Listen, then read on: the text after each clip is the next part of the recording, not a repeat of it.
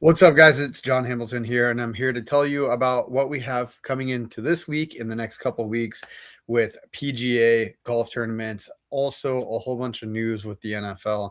So, as always, thank you so much for stopping by to Sports Lounge Media here on Mondays at SLM Bets. We're here to help you with your betting needs. Nothing is a guarantee. Let's just steer you in the right direction to get more wins under your belt and start getting those check marks in a green and not in a red.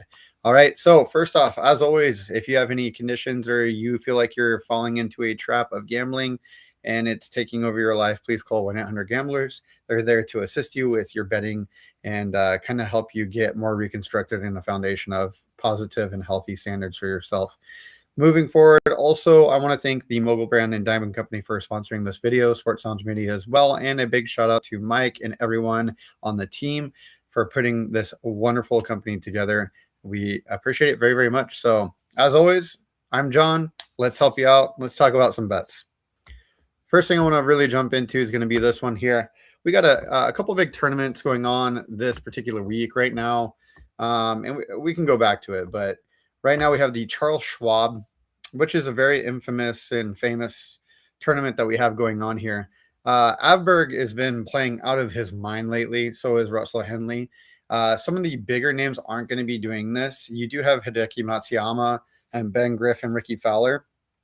But I like these two to finish in the top 10, including ties.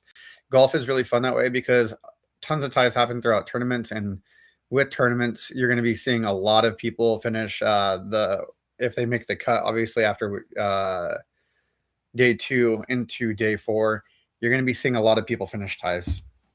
Moving forward with this particular tournament, though, I do really like the Charles Schwab Challenge in 2026 to be played in one or at least played in the top 10 for Ludwig Aberg to get there, as well as Russell Henley. And the nice thing with this is that these are parlayable, which makes it more compoundable for your payout. So $100 is going to be paying out at 640.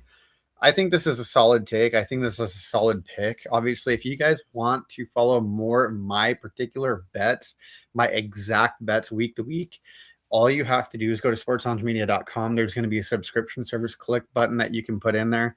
And then we are going to be firing away this coming year.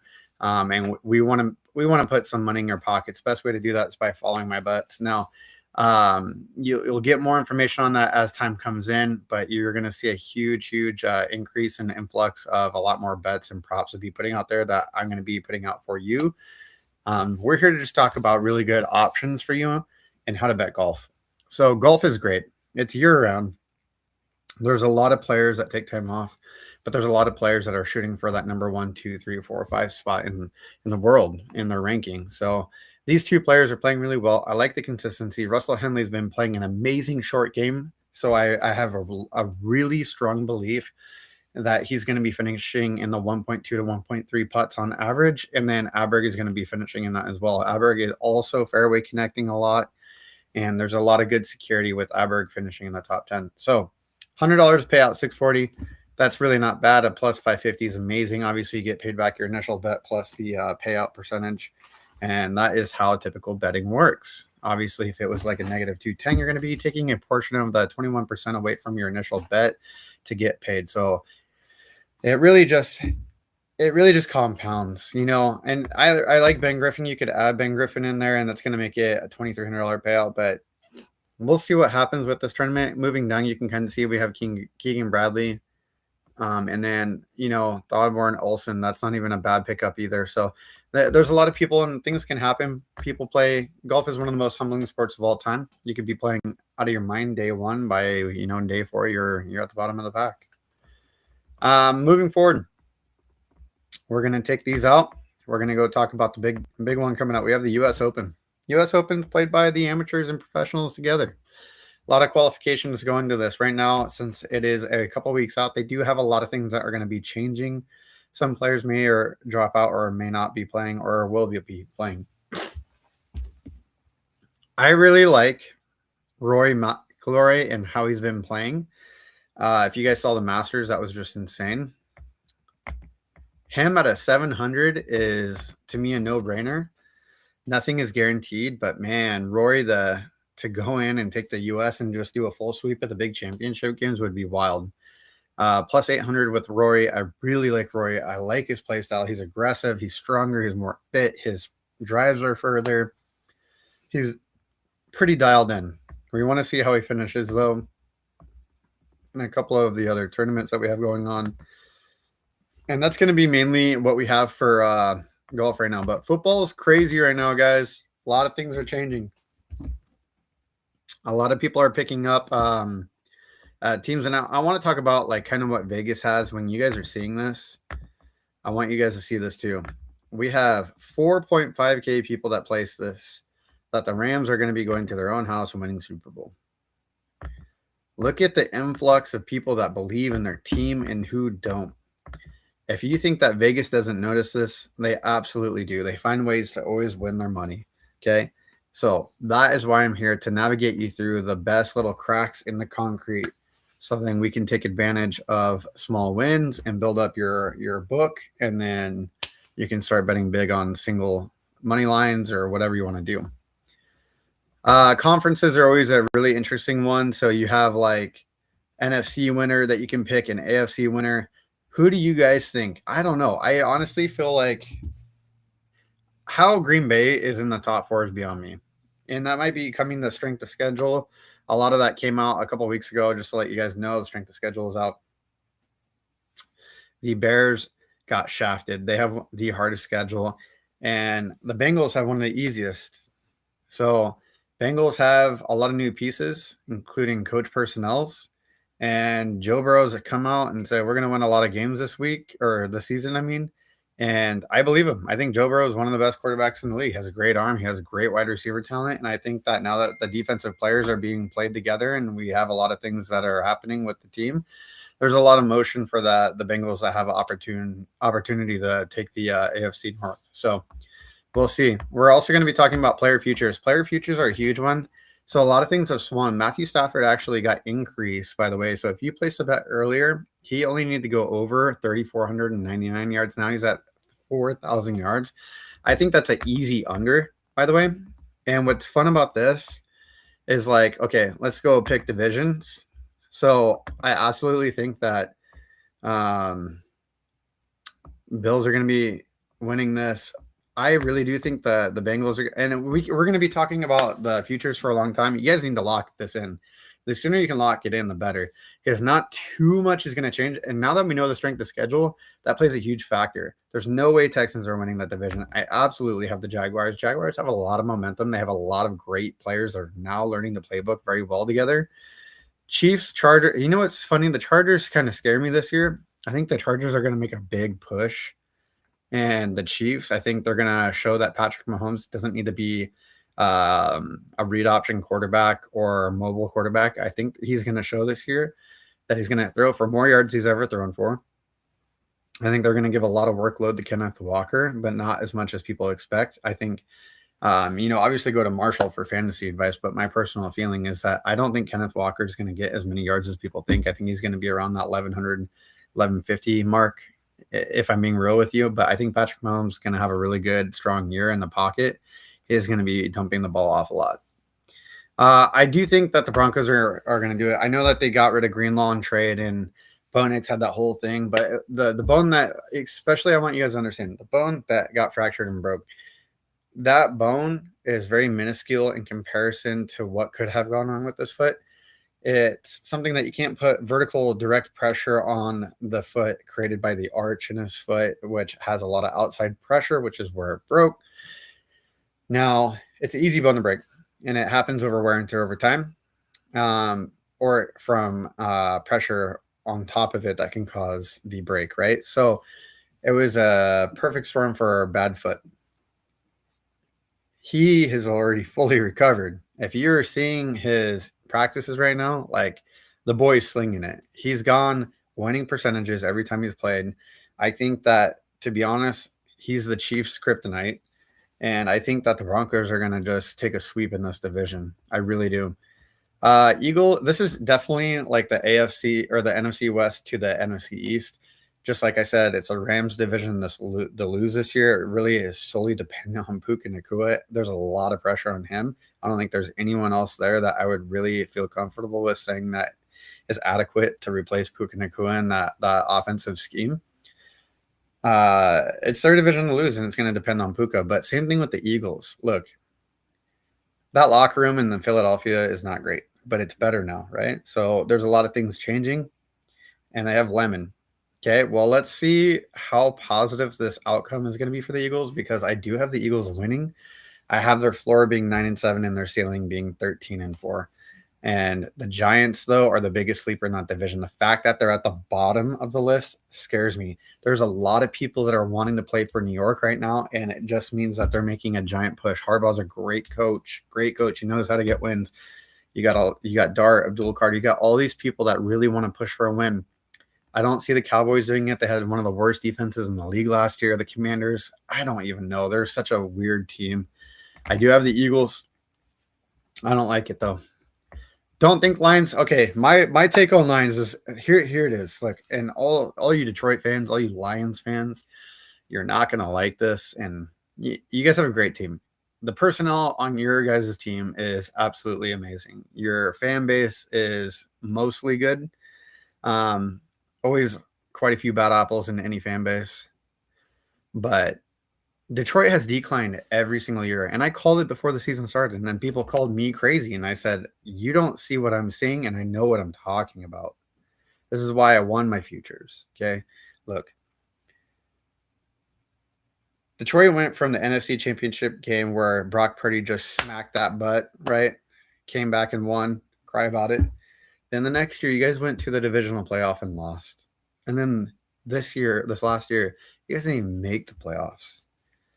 You have too many pieces moving. You guys got rid of one of your best backs. Yes, you picked up Jameson. Yes, I understand. Look, we've seen what the Lions can do. We've seen their schemes. We see how they operate. At the end of the day, I don't have them winning. I understand their strength of schedule is easier, which is why the Packers are above the Bears and the Vikings. Vikings, oh my God, I feel bad. Okay. But I have the Bears. Look, that team has grit. That team has a lot to prove. They got far. They got a taste of it. Now they want to eat it. Okay. They want this division win. NFC South, this is a tough one too. I really think it's going to be the Panthers over the Bucks. Emeka Ibuka dropped too many balls in his rookie career, and I understand that is something hopefully he will learn and strive and grow from and connect better with Baker Mayfield and have that connection development. They got new players. Mike Evans gone, yada, yada, yada, the whole spiel, the whole nine. They wrote a book. Your mom came to yard sale, whatever. We could talk about the most random crap. At the end of the day, Baker has an interesting way of bouncing back, but I'm really not sure how I feel about them this year. I'm more confident with the Panthers and the team that they were last year and how well they played and the teams that they ended up beating. I think the Panthers do have an opportunity to win this. This also goes to the Falcons. I don't know what happened. I really don't. They got to figure out their quarterback situation because Bijan is just sitting there and he's waiting to just explode. So figure it out. The Saints love Tyler Shuck. I really do.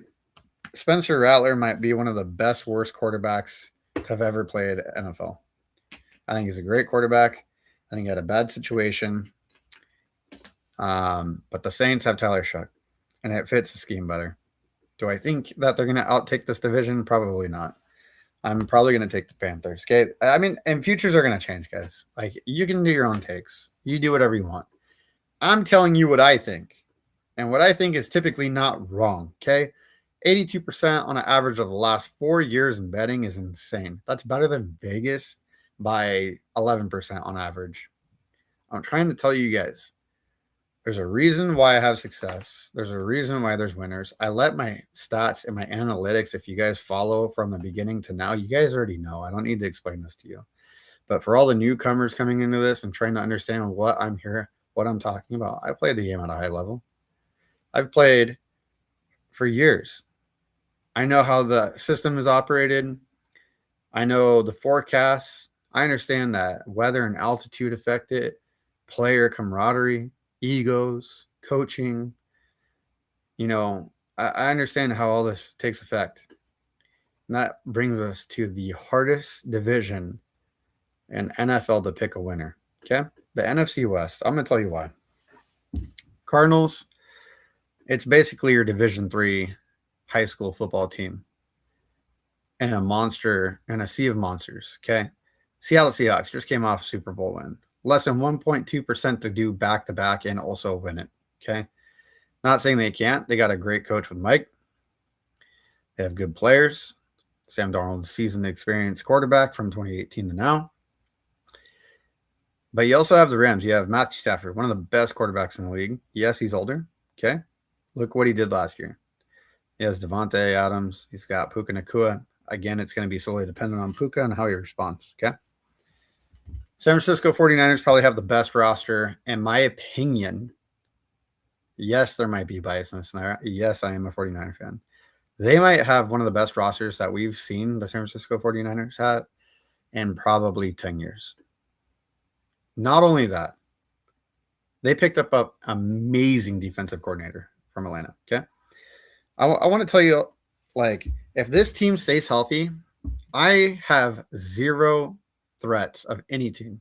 We beat the Eagles with third stringers and four stringers, like in their house, on the road, on a short week from Seattle. Like, you guys don't understand. Like, this team healthy, there's not anyone that I'm afraid of. Injuries are the only thing that beat the Niners. Niners beat up themselves. No one else beats the Niners, okay? Yes, Seattle BTA'd us, okay? We had no one, and I'm not using that as an excuse. Seattle was definitely the more elite team that year. But this year, with all the pickups they have, and our whole D-line was injured last year, and now we have a whole brand new team, I don't know. It's all hypothetical at the end of the day. We could talk, we could sit here and do circles, we can sing Kumbaya, we can do whatever we want. But at the end of the day, San Francisco is the most traveled team with 38,900 miles. That is more than any other team by 11,000 miles of air travel time. Okay. The other thing, Seattle, coming off of a high, a lot of weight on their shoulders. I think that the team may say, no, we don't feel like we have a lot of weight on our shoulders. We're just going to get back to work and do what we do best and play our football game and have people play at our speed and so forth. Whatever. Great interview. We all know that's bullshit. We all know that's not true. Okay. We all know that when you win, you have a lot of pressure. You need to come back and you need to put your foot on someone's neck and make them understand why you just won a Super Bowl. Are they going to be able to do that? It's a huge question. The Rams looked better than any other team in the division last year, if I'm being honest with you. Yes, they lost to Seattle, not once but twice, but those games were close, and it was in Seattle's home both times, okay? I think this momentum is going to have the Rams take the division. I don't know if I like that, but Vegas knows what they're talking about, especially in this division, and I think we're going to see some pretty crazy stuff happen. Rams also picked up some insane pieces. But I think with these teams, this division, this is what I have. Look at this. You bet 100, you could do an individual stake, right? Well, let's get rid of that. Let's get rid of our under on the Matthew Stafford. Let's talk about our parlay. $100 is going to pay you $519,021. It's not going to hit. It won't hit. I promise you this won't hit. Why won't it hit? It's going to come down to being the NFC West having a different winner, the NFC South having a different winner, and the AFC West. So here's what happens. We're going to take this way. We're going to take this way. We're going to take this way. We're at a plus 15,000. You have to get 5 right. You need to pick the Bears, the Eagles, the Jags, the Bengals, and the Bills. Okay? It's going to pay you 15 grand. Guys, come on. What are we doing? That's just money on the table. Go ahead and pick the favorites. Pick the Ravens. Pick the Bills. Pick the Texans. Texans have a phenomenal defense, but they have C.J. Stroud. Not saying, C.J., if you're listening, I'm not saying you're a bad quarterback, brother. You're not. You're a phenomenal quarterback. You're playing professional football at the highest level. There's no one in the world better than you. There's only 31 other players that I would consider that are better than you. That's it. You need to step up for your team. You already know throwing that many interceptions in a playoff game is unacceptable. I'm sure you've talked to your therapist about it. At the end of the day, it's just not okay. Okay, you are in control not only of the team's momentum, the scoreboard, you're in control of the opportunities with where you put the ball. Okay, figure it out for your team because your team had a great shot last year to go deep.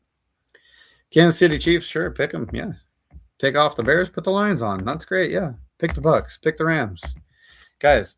$100 is still going to pay you 70,000 on the Vegas is giving you the homework right here. You don't even have to do your homework. Take the biasness out of it, guys. I think that if I bet on my team, you know how much money I would lose if I bet on the Niners every year.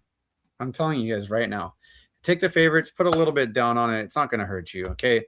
Tell little Timmy to look for change in the couch cushion and be like, hey, mom and dad, hey, I got this bet I want to put in. Little Timmy says, and he's like, hey, here's $20. Mom, dad, hey, at the end of the year, Vegas was right. I guess $13,991 just paid off your guys' auto loan or put down my down payment on a house when I grow up 10 years from now. Guys, in all seriousness, it's really hard to pick 8 winners. It really is. I've only done it twice out of my entire career. And even when I did it, like it was something like this, 10 or $20, okay? But the payouts are great. If you just pick guarantees, which there are no guarantees, but if you talk to Philadelphia Eagle fans, they're like, it's a guarantee. We're locked. We got the division. Okay? I'm trying to tell you guys, think smart, bet smart. Okay? That's all it is. Take the Lions off. Take the Chiefs off. Take the Texans off. Take the Ravens off. Then we have 2 teams I really like. We got the Eagles and we got the Bills. Okay? We're sitting pretty right now. Okay? I really like this. I do. And we're gonna take the Bucks off. Okay, we're gonna take the Rams off. Cool. $100 is gonna pay out $2,071 or $371 because you get your 100 back.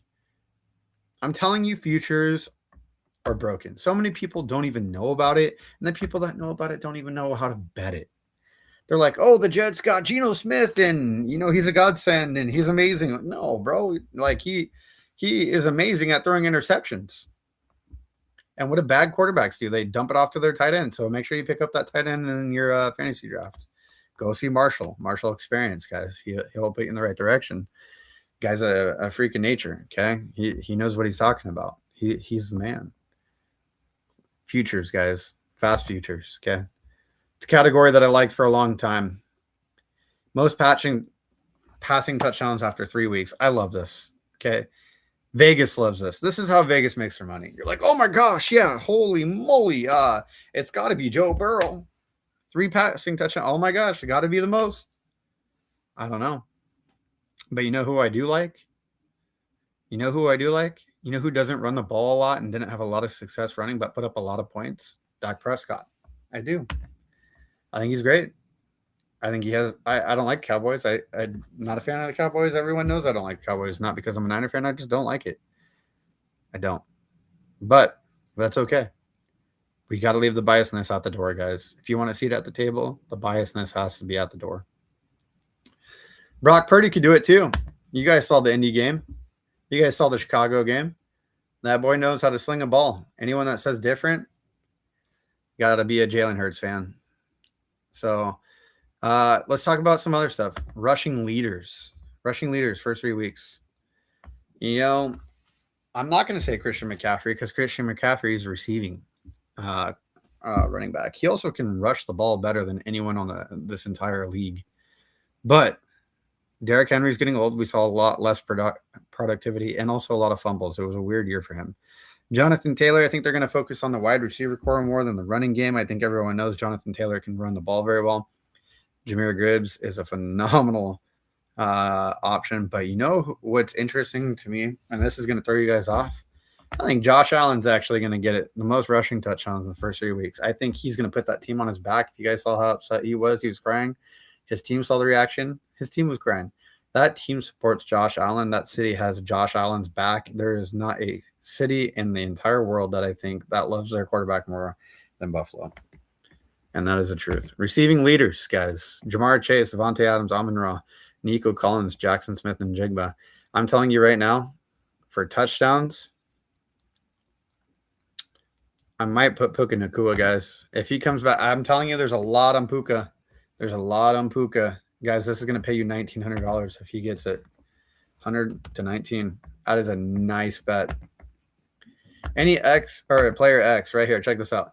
Any player to have 350 yards rushing. I'm going to say yeah. I'm going to say yeah. Any player to have 350 yards after a week or yes. 100%. I think that happens. Vegas is strong on no. 400. 400 would be 400's pushing in. I want to explain why. That means you have to average 133.33 yards each game to get 400. That's going to be tough. Receiving, not going to happen. There's no way.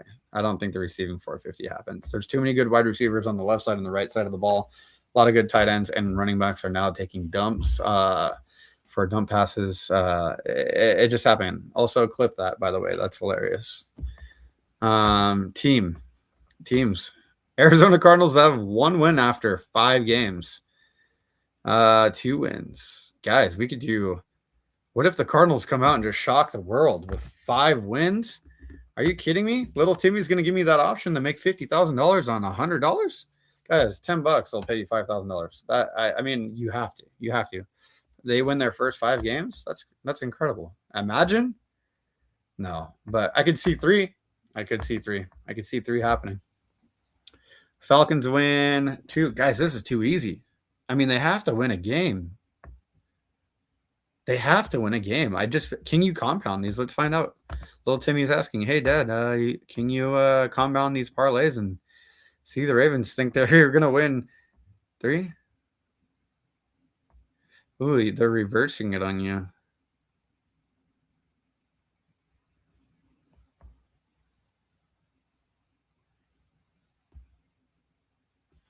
Interesting. I like this. I think Ravens get 3. Yeah, it's not parlayable, but that's interesting. These are exacts. I kind of like this. Ooh, this is new. Vegas. Ooh, I like this. This is nice. I'm gonna look into that. But guys, again, betting is just for fun. We're here to make some money and have fun and watch our teams win and just enjoy the camaraderie of sports betting. Okay, but nothing is guaranteed. I'm here to just guide you. I want to put some bread in your pockets.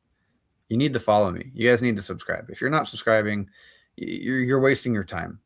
You need to be making money while you're making money. Okay.